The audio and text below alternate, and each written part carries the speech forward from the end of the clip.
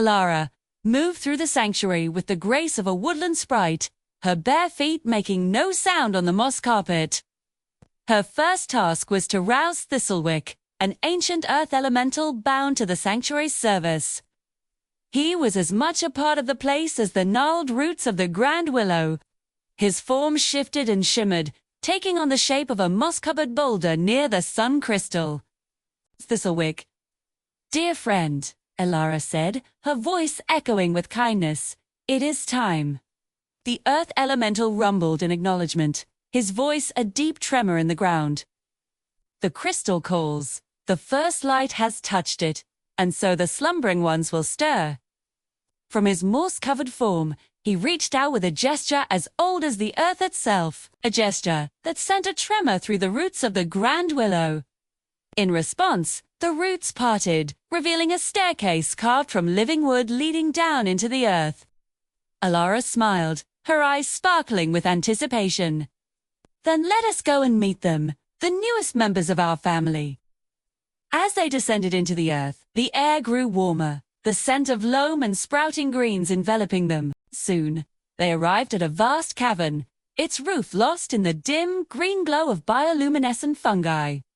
This was the nursery, the place where fairy butterflies hatched and grew before taking their first flight into the world.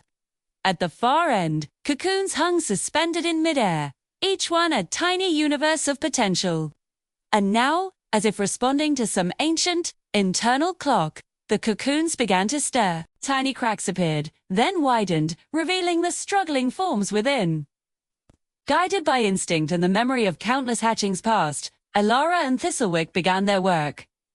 Thistlewick used his earthen powers to warm the air around each cocoon, helping the delicate forms within to stir. Alara, with the touch of a butterfly's wing, sang to the hatchlings, her voice a soothing balm to ease their passage into the world.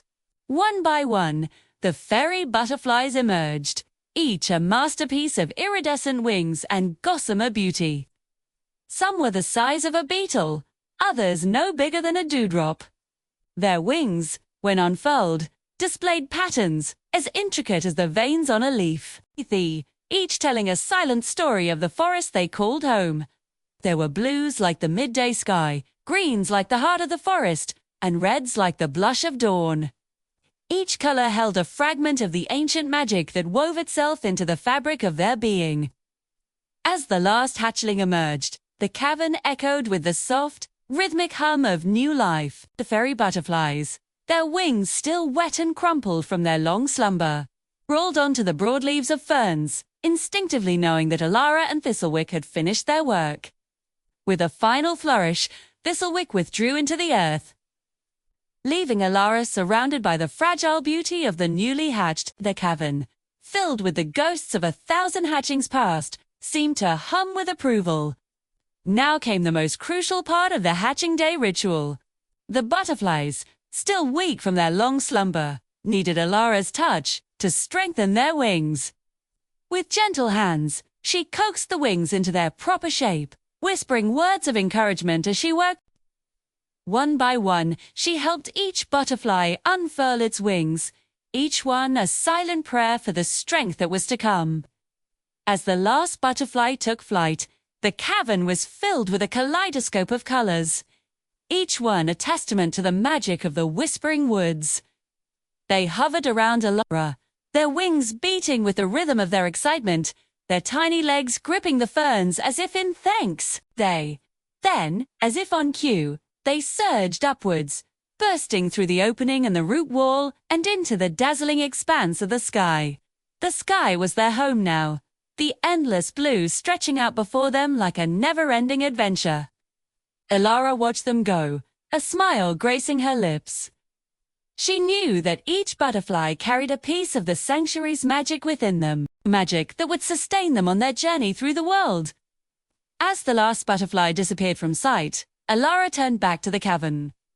Her work here was done for now.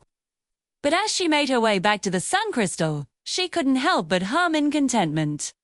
For she knew that tomorrow, and every day after, the cycle would begin anew. Bring with it the joy of new life and the endless wonder of the Whispering Woods.